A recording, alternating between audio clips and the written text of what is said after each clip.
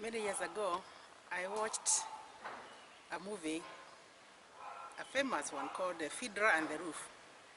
And I remember that one thing he kept on referring to, because he was dealing with the issue of the problem of the past generation and the present generation and the embracement of the change.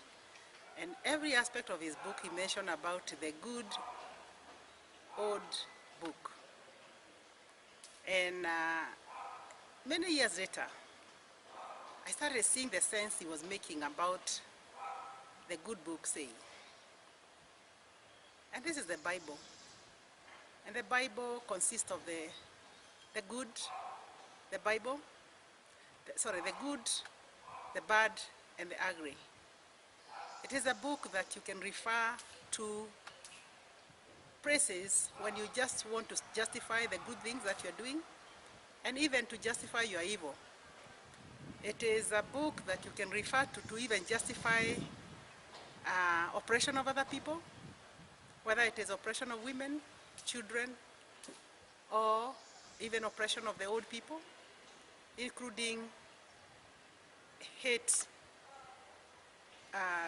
issues on people that are different from you. It's a book you can use. There will be a verse that you can use to justify all those things. I want to refer to a topic that I'd like to discuss today in regarding to looking back in life. And the book, the good book, you can refer to the Genesis chapter 19, verse 23, where we hear the story of Lot when she turned back and she became a stone of salt. So looking back, what does it mean? Every one of us has a past. We have where we came from. We have our own background. We have our own pasts. Some of this past has beautiful memories, and others are very unpleasant memory. Things that we like to never remember, to forget, to never even talk about. And things that we like to talk about with a lot of cheerfulness, with a lot of joy, our childhood stories. And when we look back, sometime looking back is where we spend a lot of our present life. There are many of us, we have grown physically because the body, obviously, if you feed it food, it will grow. But emotionally, we have been stuck to the things that happened to us in the past. We are constantly playing the tape record of our mind about things that happened to us when we were children. Very often we don't refer to those things when things are good. We refer to them when things are not working out well, when we are in a painful experiences, when we are suffering, and when we even want to justify our suffering, our problems, current problems, and the reason why we don't want to move forward because our past is still imprisoning us. The people who brought us up under very different circumstances than the circumstances that we are in today. You could have been brought up by somebody who picked you after you have been abandoned by your own parent. We have a lot of children who have been picked from dustbin or garbage. And that is their past. And somebody took care of them, not because they had the resources, but because they cared enough to want to bring you up. But the person who dumped you cared less whether you lived or died. There are people who abandoned children under circumstances of poverty. We see a lot of parents selling their children. They look at the children, the circumstances under which they had that child, and the fact that they are not able to feed them.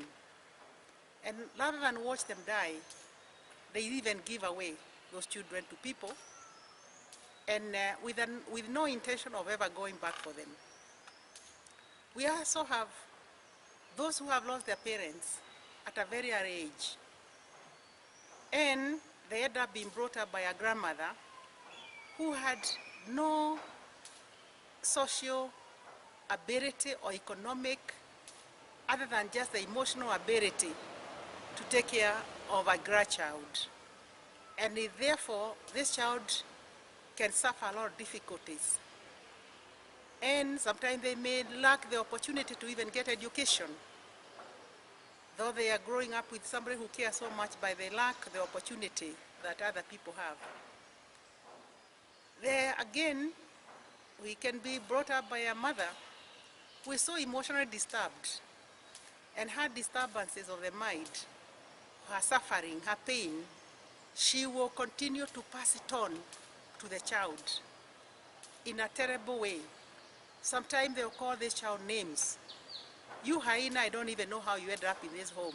You devil, you are useless, you never make anything out of yourself. We have been repeatedly as children being called all kinds of names by the minds that are full of distress. And as children, we believe that is what we are, because the person who calls you these names is this person that you look upon in life. Again, within our social community, when we are growing up as children, we are out playing with the kids. And a lot of these kids, some of them have pain in their lives. They have suffered. It's known that if you beat up a child and you lock them up in a room, or you just tell them get out of this house, that child, they'll stand outside crying, crying, crying, but before you know it, they'll start now taking stones and throwing to anybody who is passing by, or if they watch other kids playing ball, they'll take that ball and kick it with a lot of anger. So a lot of time, you may see that the people that we are interacting with have those kind of angers in different packages, and they'll pass it on. You kick the ball toward them, they'll call you a very stupid name. They'll call you something that you'll never forget, something that make you feel very bad. And again, teachers. I remember when we were in school, the inspector, those were African school taught by African teachers, but the inspector was our colonizer, who was a white person. And often what he used to do, he would come hiding from the back, and he'll come straight to the class and find out that if he find out that your teacher is supposed to be in the classroom and they are not in, they openly whip them in front of the kids.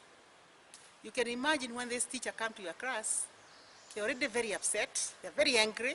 You are the one who are making noises, you donkeys, you monkeys. Huh? And they start whipping you and whipping and whipping you for something you didn't do.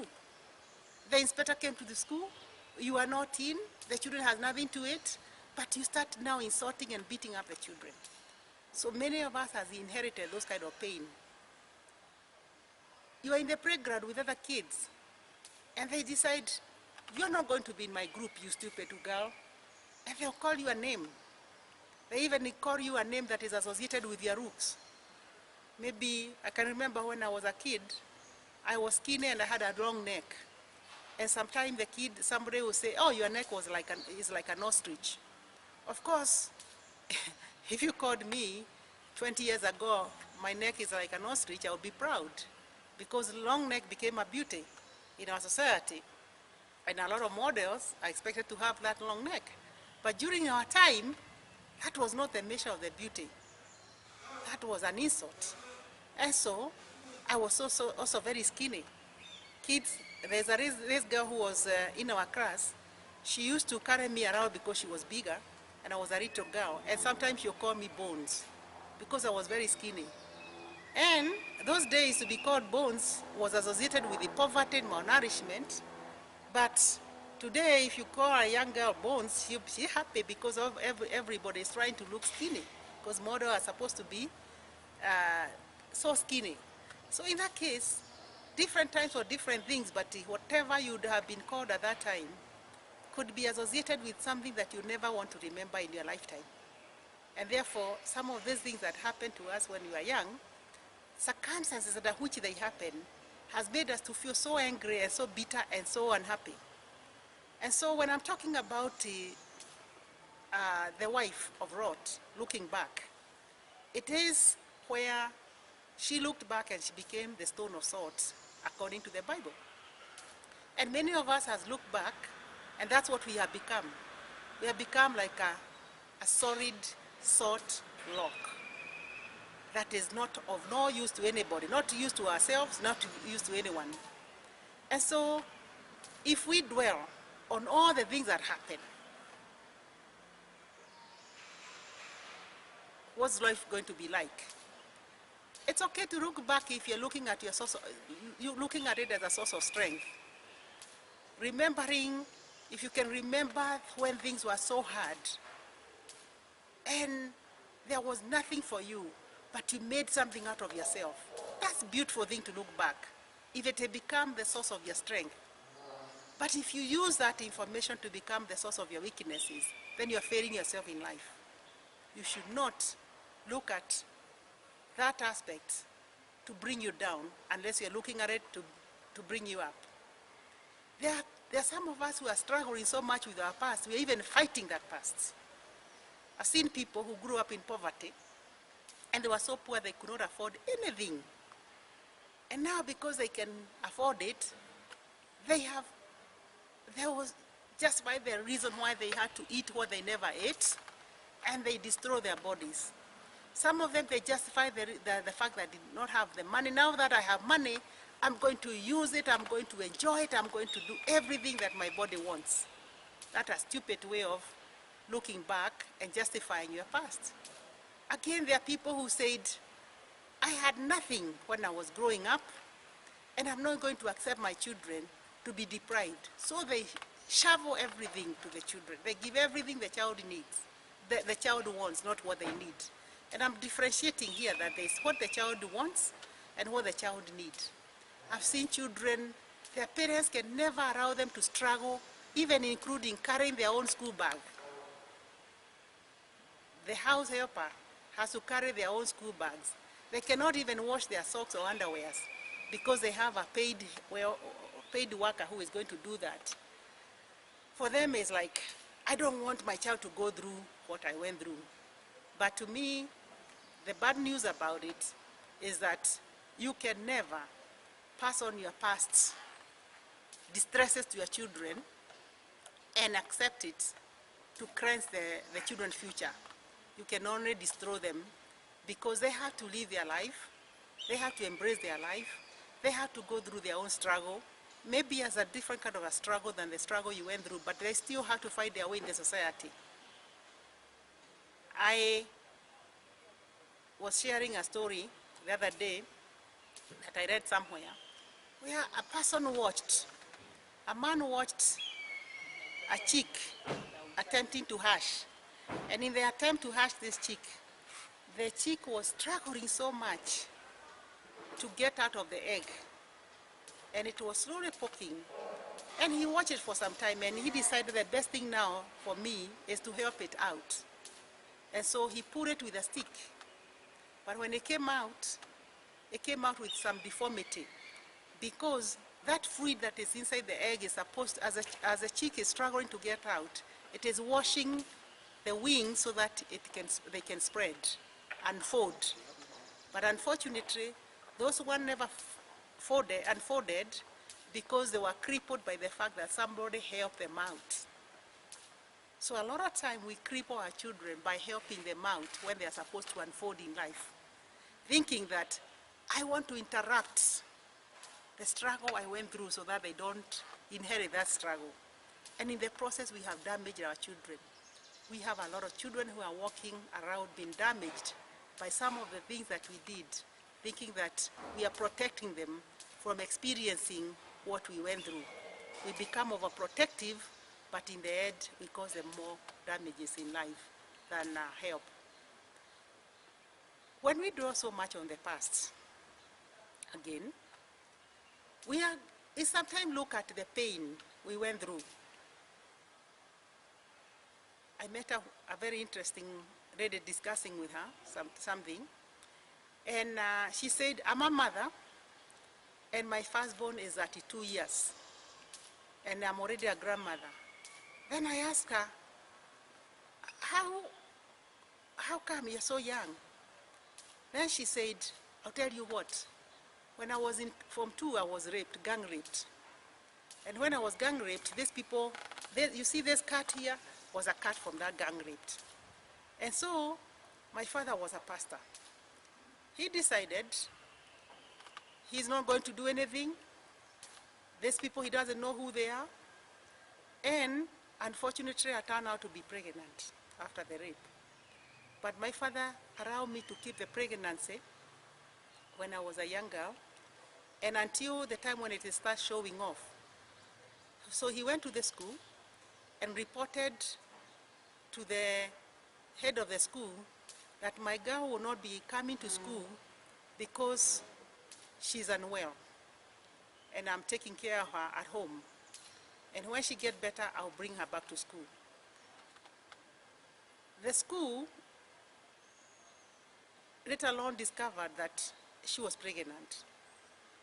So he went and confessed to the head of the school that yes, she's pregnant and these are the circumstances. And I did not want my daughter to get involved in abortion. So the girl delivered a beautiful girl, and then she went back to school. She studied, she finished her school, and she even went to university. Meanwhile, the parents took care of this little baby, and the little baby grew up, and as we're talking right now, she's a medical doctor. And this medical doctor has always referred to the grandparents as their mother because they took care of her when the mother was away going to school. And the grandfather, when he was telling me again this story, he was so proud of the fact that he did what he did. When the mother was telling me about this story, she was with a lot of pride. That is my daughter.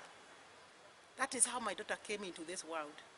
To many people, and to many of us, we could be so angry, we could be regretting, we could be so hateful, even including telling this child, I don't know whether you came from, you bastard, you know. We could be calling all kind of names to this child, destroying their mind. So there are many children born under many different circumstances. And some of them are constant reminder, and they are made to remember that is how you came to this world. And others, somebody has said, what a gift I have that they have come to this world. I remember another lady telling me, you see this daughter of mine, she told me about her daughter when she was in high school. And we used to call her Mama somebody, I'm not going to refer the name. And she told me, I'm so proud of my daughter so-and-so. She is my last child in the family. And then she explained to me how she came about. This child was dumped in a dumping ground where the dusty bin. And when people were surrounding and looking at the newborn baby, she grabbed the baby, went home and washed the baby and took the matter to the police. And the police told her, keep that baby until we find out, we investigate who did this, and then we'll come back and get the child. But the case took so long, by the time this woman has bonded with the child and did not want to let go. And eventually, the court declared her to take the child. And we're now talking about a girl who is an adult, who was in high school at the time. But this woman was so proud of this daughter. It was not a girl she would be reminding whenever she gets angry that, I don't even know where you came from, I picked you from the garbage. So there are people who rub it on us, and also sometimes we rub it on ourselves. And in the process, it has an impact in our lives. So my message here is that don't look back. Life was meant to move forward, not backward. And so whatever could have happened in the past, if we can use it as a source of our strength to pull ourselves up, that is well and good. But if we use it to pull ourselves back, to justify the situation that we are in, and to encourage our lives to be held in that point, then just like Roti, we are looking back, and we can become of no use to anybody, because this stone of salt is of no use to anyone. And so sometimes we just sit around like a stone of salt when we couldn't be moving around. Even sometimes using our own stories to empower other people. Don't worry about what you're going through, because I also went through that. That's okay. Don't let that past become your stopping stone. It's good to discuss about your past, because if you don't discuss it, sometimes we encroach with that pain. We are feeling ashamed, we are feeling angry. Talk about it, process it, clean it up. It's like when you're talking about it, you're spreading it on the wall and you are reading it, you are seeing it for yourself. Then you can say, oh, wow, I went through that, I went through that, I went through that. But always remember to say, I went through that, but I survived. I went through this and I survived. This was my past, but I survived. Remember, when you look at something negative in your past, look for something in your present situation to strengthen, to reinforce that statement, to strengthen that statement, to a positive thing that will encourage you to think about all is well. Because not many people, irrespective of who they are, as human beings, will tell you that it was a smooth sailing all the way. It was a smooth sailing all the way, because as human beings, we may have all the resource materials, but we may not have the emotional stability. I'll give you an example. When you look at Priest Diane and her husband Charles, to many of us when we are watching the wedding, because I was old enough to look at the wedding when it was taking place, and even the birth of the child, to the world is, wow, what a beautiful couple, what a beautiful family. And even to be born in the family of kings and queens, you can imagine that this child could not even have any health problems, any emotional problem, any economics problem, because they are catered for in everything. But we later came to realize that what was going through that marriage was a hell on this earth. To Diane, it was a hell. To Charles, he even expressed the fact that he was standing there getting married to a woman where his heart was somewhere else, to Camille. You can even imagine his own pain. Wasn't that painful for you to be standing up saying the vow to somebody that you don't even have any fear for? Because the person who probably was in that wedding is the person where your heart is. That's a pain. So we all go through the pain. And we cannot claim that it was a smooth sailing. In one way or another, we have had our own injury. What we cannot do is dwell on the injuries. Because when we start dwelling on the injuries, we also pass on to our children. We keep on passing, oh, you know, so-and-so didn't like me to come into this world. You know, so-and-so did this to me. You know, and so we keep on spreading the hate, the anger, the emotion, the feeling. We must learn to interrupt and interfere with that feeling when it occurs in your mind. Let's learn to crisscross our thought and cleanse it before we allow it to stay within our system, so that at least we can have a healthy mind. And before we pass on the unhealthy mind, we check on it. When we are passing on gossip to other people, negative messages to other people, like there are so many people who can't sleep because they had the news of what happened to so-and-so. You know, their properties have been sold.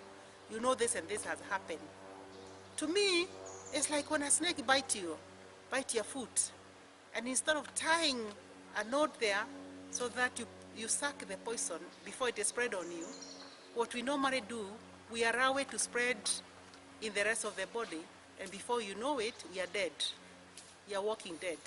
Because when we start spreading the bad news, the bad messages, we are at a time now where we are using the technology that we fight, we use nasty languages through the internet, through the Facebook, through the Twitter, spreading the poison.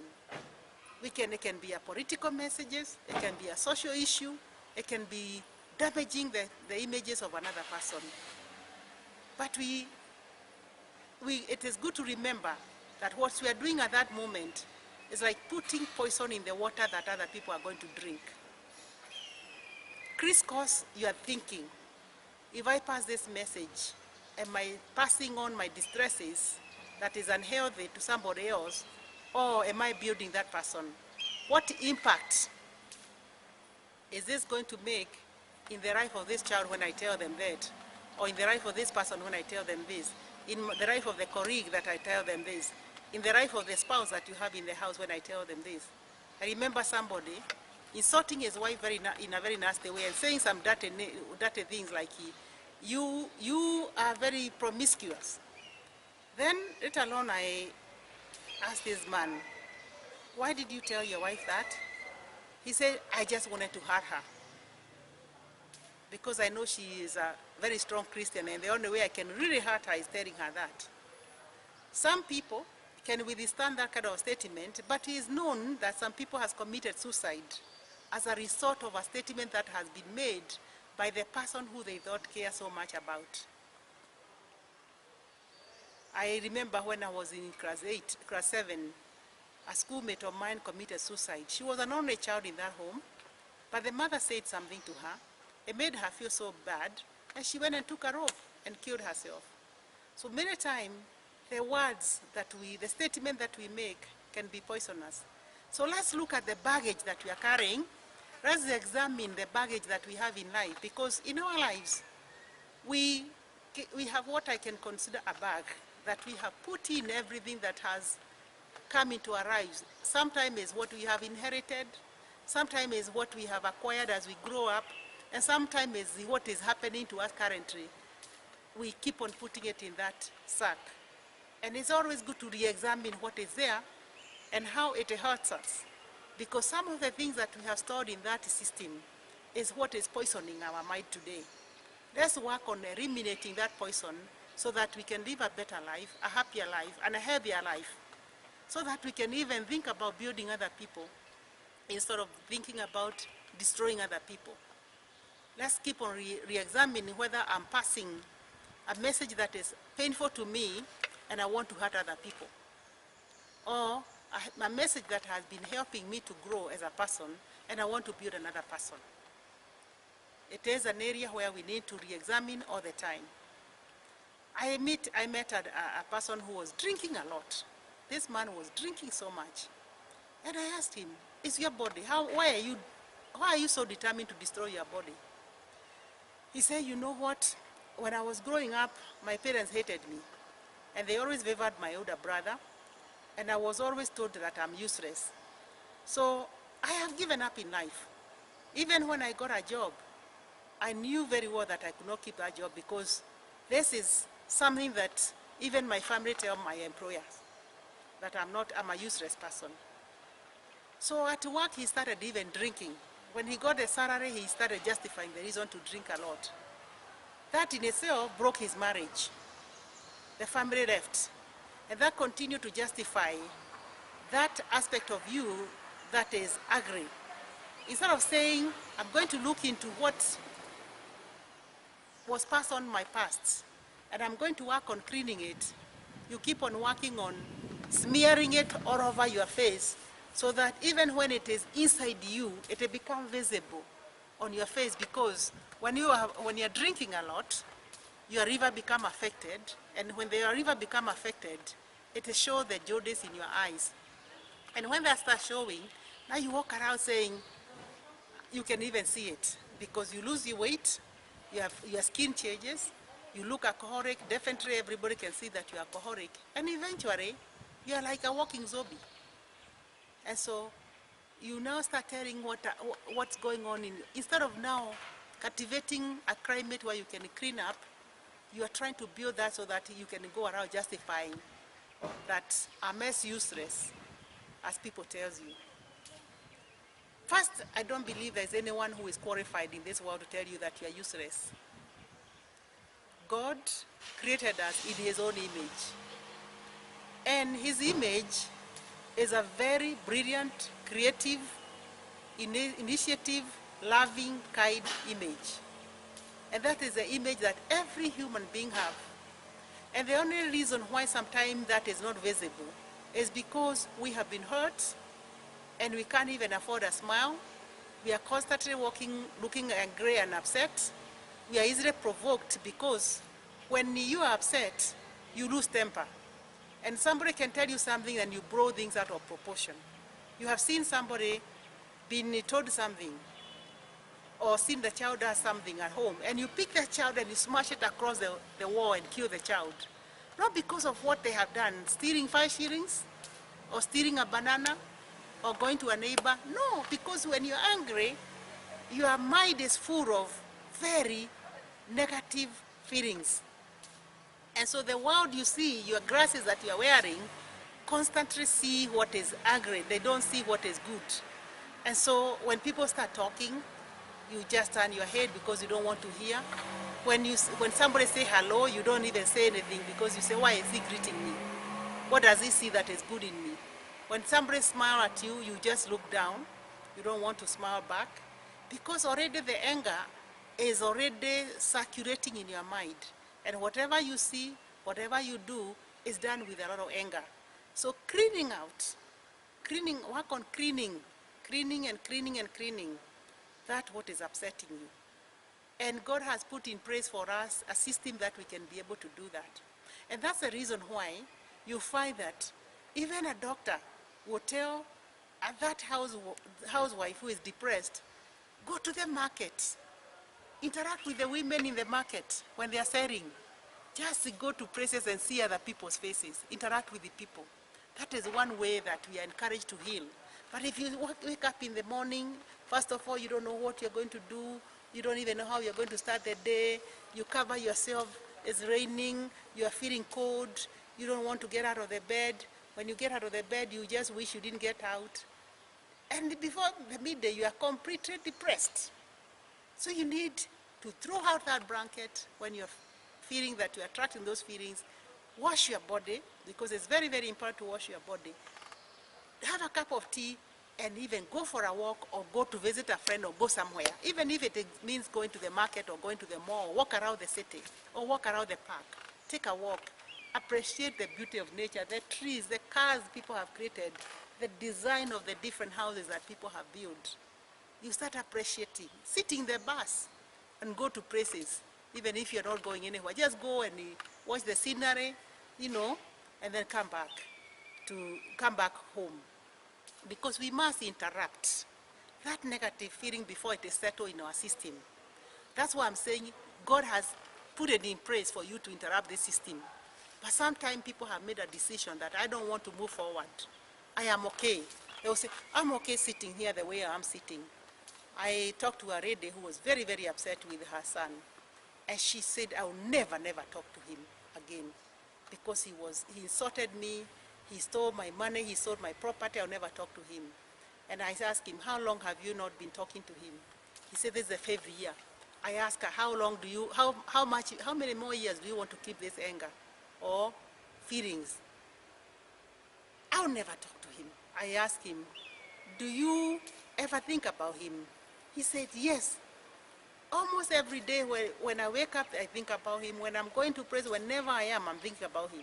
I told him because naturally it is not possible to part ways with your child.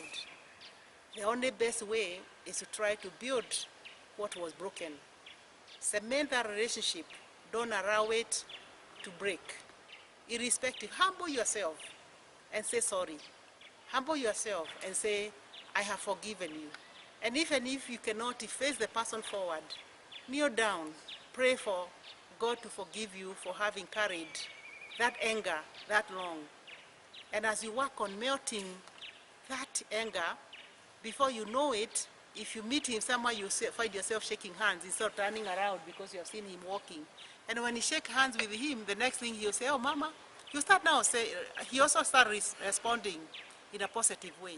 So God has put the mechanism in place. And number one, as I said, forgive yourself for having carried the anger. Pray for this relationship reconnection. And again, pray your part that if you normally go to a certain church, go to that church so that you meet him and shake hands. If you go to a certain gathering and you know that he's likely to be there, go there and you say hello. And before you know it, you even walk back thinking, oh, so my mom is not so hateful, angry after all. Let me also take my children to meet my grandmother, to meet their grandmother. So we had to work on not settling for those negative feelings because they are eating us away. They are killing us. Just let's be thankful. Thankful to God for the opportunity of seeing a new day, for the opportunity to even breathe the fresh air, where we know, as we are sitting right now, there are many people in the hospital who have been packaged their oxygen in a cylinder, and they are being sold at a very high cost per hour. And here you are, you wake up in the morning and you are breathing yours freely. The fact that you can use those legs of yours to walk around, the fact that you are there and your body is okay, that even though you may not have money, you can at least ask somebody, can I wash your dishes and come and wash your clothes, and then you give me something to eat. There are so many ways that you can say, I can survive. You can survive. Because you are not dead, you arrive. And as long as you arrive, there's a lot to appreciate, there's a lot to be thankful about, and there's a reason to wake up and see another day and embrace the other day. Learn how to count your blessings. And I literally mean count your blessings. Wake up in the morning and just have a list of the things to be thankful. Thank you, God, for the new day. What a bright, beautiful day. Thank God it is raining. We had major drought in the country for quite some time. Everywhere looked very dry. Look at now the crops. Look at everything, everywhere we are looking at. Instead of saying, oh, it's drizzling, how am I going to get an umbrella? I don't feel like going to work today. The place is wet, and my shoes are going to get muddy. Don't look at the negative, because there's that negative aspect of it. Look at the new day. Oh, thank God, at least I didn't have food, but I can have a cup of tea. At least I have a cup of tea to drink in my house. Oh, thank God, I'm not outside. I have a roof. I slept in the house. I did not sleep outside. Because there's people who are homeless who are sleeping outside. Thank God that at least I have means to get to A to B. Because there are people who want to get to A to B, but they can't even have that fare. They don't have it in their pocket. Or some people know I have the fare to get to town, but I don't have the fare to get back home. Thank God for that. Oh, thank God you have given me children. Because there are many people who want children, they can't have children. Thank God you have given me a wife or a husband. Because there are many people who want a husband or a wife, but they don't have them. Thank God that you have given me life. There are people who are just waiting to breathe their last breath in the hospital. And the family is standing there, oh, hoping, oh, give them another day. Give them more time. Let them live. But you have that. Thank God for all those things, because there are so many things to embrace in life to be thankful about, instead of dwelling on the negative things. Dwelling on the negative things. Right now, my mother is bedridden. In her 88 years, she does not even recognize me. I could be so frustrated. She doesn't know who I am anymore. She can't see me anymore. But I know who she is to me.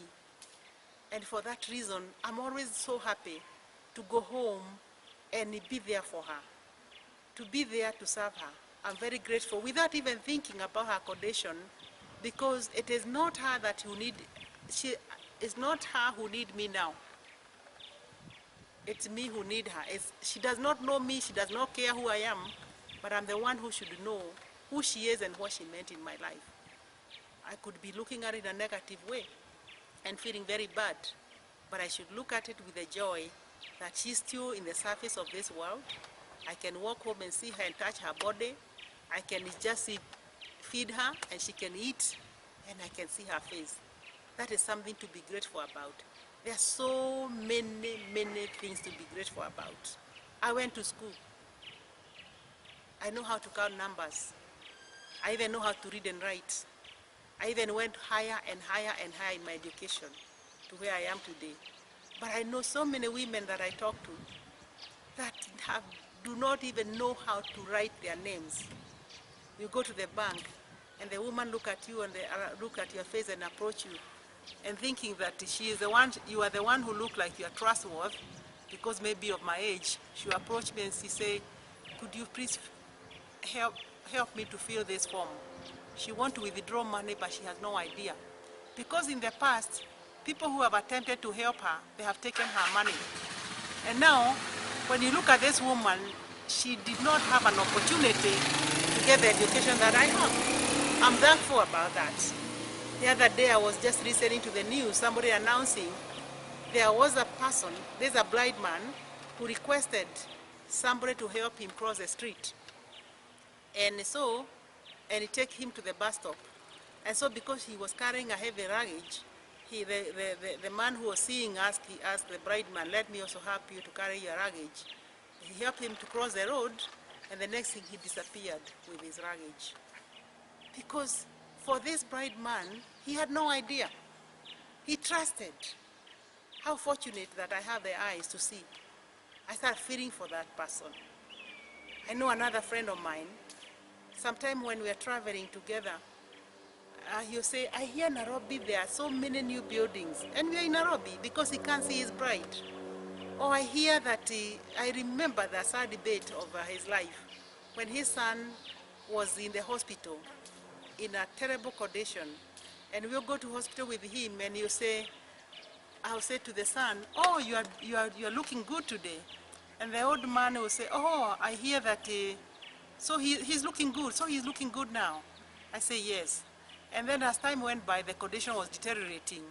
And I'll meet him in the hospital next day, and he'll say, oh, I'm being told, I'm hearing that the condition is deteriorating. And then it went on like that until the day that son of him died. And I remember him at the funeral. He went to view the body. He said, I had to go there where the dead body is, to the casket. And I'm just standing at a distance because I personally did not view the body. And I looked at that man who is standing there, who is looking, who would have liked to see the body of his son one more time, but he didn't, because he can't see. He lost his eyesight many years ago. So the pain, even that moment I felt, and again, how thankful to God that something I take for granted, I have it. So there are many things that we need to account for. And as we account for it, we should be thankful. We should be appreciative about them. That gift of life, that you have an opportunity to breathe one more day. And as you're breathing, the question is, what can you do with that time that you're breathing? What can you do with that new day? Is it another day like any other day? Is it, oh, you're going to sit there and say, today is Friday, next week, tomorrow is Saturday. What are you going to do today? What are you doing tomorrow? What are you doing to express even the appreciation to your Almighty, the Maker, who have given you this life? What is it that you are doing? Are you just letting it be wasteful, just like when the water is flowing away from the river to the ocean? Or can you make the best and say, I'll do the best I can today. I'll do my best. And when you say I do my best, what is your best? What is that best that you are doing, that you have made a decision that you are going to do your best? So there are many questions that we have to even ask ourselves as we make those decisions, as we acknowledge, as we appreciate, because there are many of us who are here, but we might as well be as dead. I remember there is this famous young man who was born without legs and no arms. And he's a remarkable international motivational speaker. He go around the world. He was in Kenya recently, and he go around giving a talk. And he demonstrates the kind of things he can do, irrespective of his physical condition. But many of us, even when one leg is broken, it's like the total body is gone. We sit there to be attended because we can't do anything. And there are so many people in conditions that they cannot even move from their beds or from their chairs, but doing so much in this world, making a very major contribution. Or there are others, it's only a broken leg, and they'll just put a cast, they'll sit by the roadside, They put a plate for begging. They have maybe an open wood and they expose it so that everybody who come by will see it, so that they can give, can be given something. I'm not saying there's not anything wrong with giving, and there's nothing wrong with that person using that opportunity because maybe they don't have any other way. But it is when we make it a habit, even when the circumstances improved. We have discovered there are so many people who are having artificial wood in the city, and they put ketchup. It's actually, it looks like a wood, but it is not, so that they can stretch it on the street of Nairobi, and when people are passing by, they give them something. There are even people who have been known in this country to have fake blindness, and they go around begging. And recently they discovered that a lot of those people are not blind, you know. So I'm trying to say is that it's a question we must ask ourselves, because nobody else can answer those questions. Is it true that I'm crippled? And if I am, to what extent am I crippled? Is it true that I'm disabled? To what extent am I disabled? Is it true that I'm under this condition? Or to what extent? Is it true that I can't do anything about the situation that I'm in? I've seen women, just because the husband left them, it became a justification to go around telling their stories about their poverty, telling the story of how unfortunate they are in life because their husband left them and now they have no money. They cannot feed their children. And yet, this person can live a positive life, can do something for their children, but they want to make this opportunity to capitalize on the fact that the husband left them and go around to justify the need to beg. To beg. I remember one time sitting somewhere, we were having a drink with a bunch of people, and this woman came around with a baby on her back, talking about her life, her husband left her, and the need to be given something. And what I learned is that this is a second baby, because when she go around those drinking places, there are people who are very sympathetic. Others are going to see you as a whole functioning human being and take you to bed for more money. But because you ask for it, that's what you get. You either get a baby or you get a disease, because you have justified the need to capitalize on the situation you are in and go around begging. Go around begging. So it is only you, nobody else, who can make the decision that I'm in this situation for now, and I'm not going to be stuck here. It's only you who can make a decision on the way forward in your life, nobody else. Because your mind is the one that speaks to your heart. And the decision to move forward is only yours. Every one of us can tell you, no, don't be stuck there. Don't stay there. You can move. But because you have already made a decision that you don't want to move, you will stay there. And whatever we say, whatever we do, you are so willing to stay there because it is warm. It's nice and warm for you. All you have to do is stretch your hand, people give you. For other people are running around, working hard, physically they come home tired, they're struggling. For you it is easier to stretch your hand and ask these people who are coming from work to give you. So I'm not saying there's anything wrong with asking for people to help you when you're in need, temporary need. But it's when you make it a permanent need to justify the need to beg. I remember talking to a lady because I met her children. The children had come to beg my parents, and my parents were elderly. And before they begged, the boys are telling the story, very nasty story of what happened in the family. But it is telling a very deep information about what was happening between the husband and the wife. And the problem has affected the son, this boy, so much that he was frequently having seizure. He would fall very often. And then I approached this woman, talked to her about it, because whatever she was trying to bring out to the children. She was influencing the children so that the children can use that information to go around the community, justify the need for being given food for the day.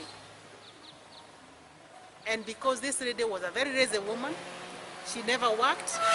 I remember even seeing her going to harvest the crops, vegetable from a very old woman, small farm.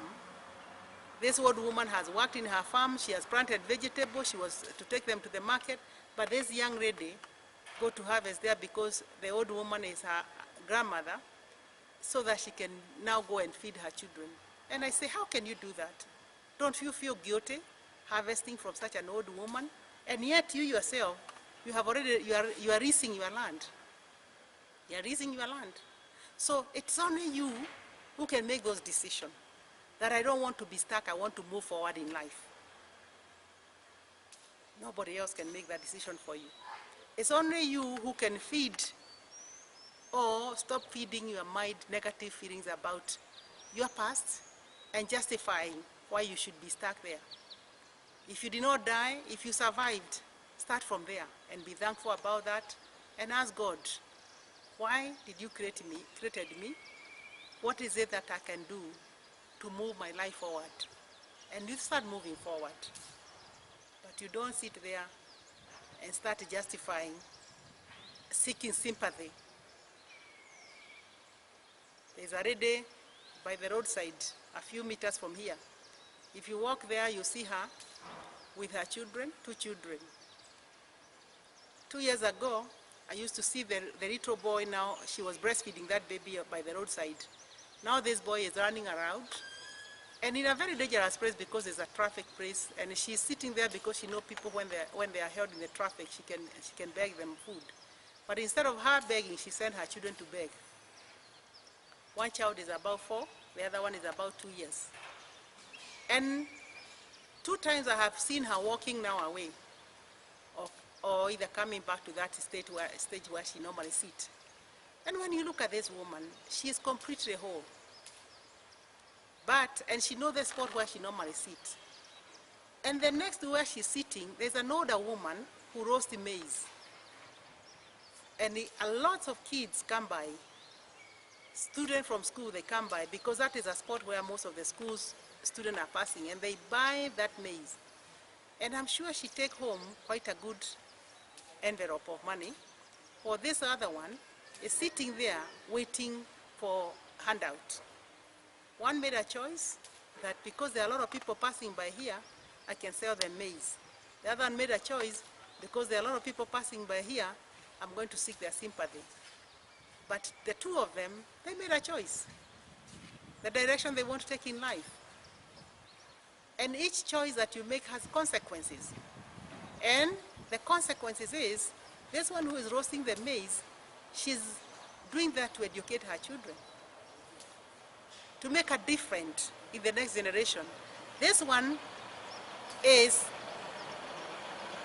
teaching the children to survive on handout, because every one of us perfect the skills that we have been trained.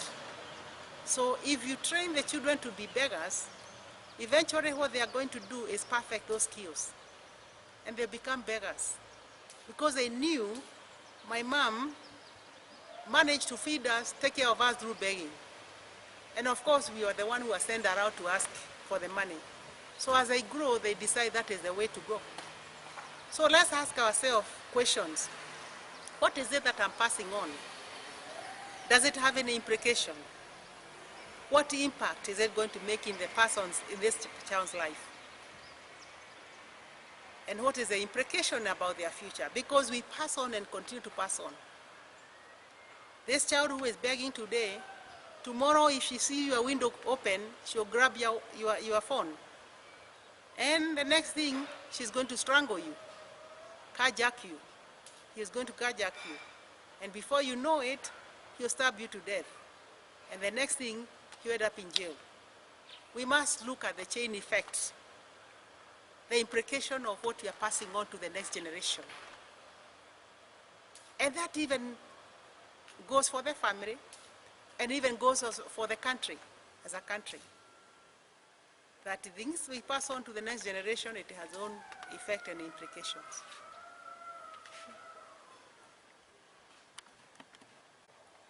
So to wind up on this discussion here today, first of all, I must say that we are created in God's image.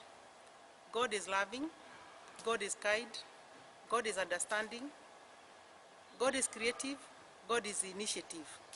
And if that is a true quality of every one of us as human beings, we can emulate that and realize that we have the potential to create a better world around us, to make a difference in our own lives, and to also make an impact, better impact around the people who live around us for the betterment of tomorrow. And those people who will come after us, they'll look at the history of our people and they say, my parents genuinely struggle to make me what I am today, and they'll of course try to do the same thing for the next generation. And again, to realize that even when we look like one door is closed, there's always another door that is open. Because of that is flexibility of the mind that God has given us. God has given us initiative to an extent where you can see that when a human being discovered that you can not walk so far, they invented, they mechanized the means to get from A to B. And there came bicycles, they were improved to motorcycles, and there also came to other things like vehicles that they can even move faster, that are motorized. They even look for resources that can make that vehicle move. If the bicycle was using your body energy, then why don't we look at other things that can be used to motorize that or to make that engine move, so that the petrol was discovered that it can move the engine. Even looking at other flexibility that I want to go the other side of the country and I can't get there. And so they discovered that you can use boats, and from the boats they were mechanized into the ships, and before you know it, even the aircraft. And those are the flexibility God has given us. If you look at the houses we lived before, they were round huts that were made of mud.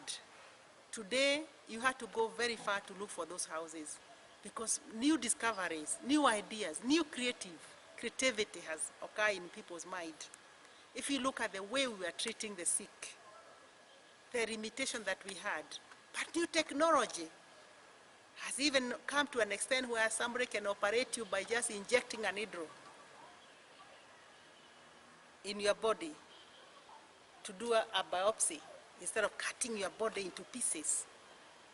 So much of the technology that has been very, very helpful, because every day somebody is utilizing that flexible mind and being so creative that the things we see is amazing around us.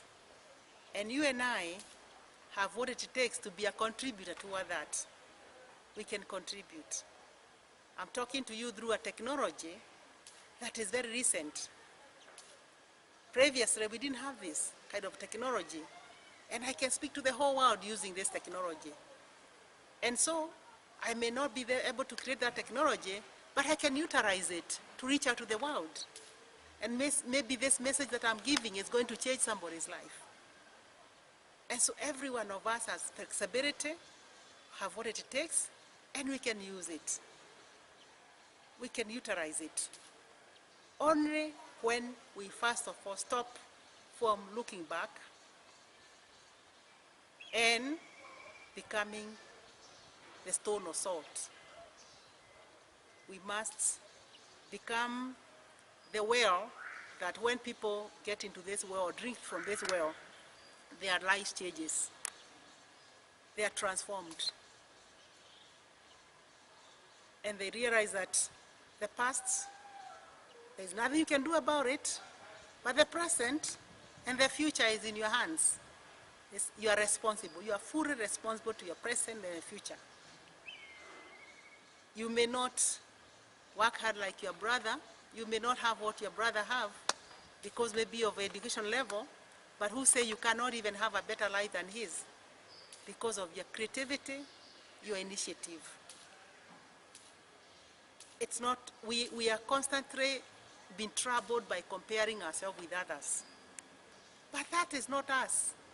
That is not us because God created us as unique human beings. That's why nobody in this world has the thumb like yours.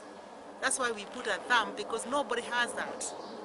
If we cannot use that, we can use our tongue, with our tongue. We can use our chin. We can use this part of our body, because every part of our body is so unique. No one in this world is like you.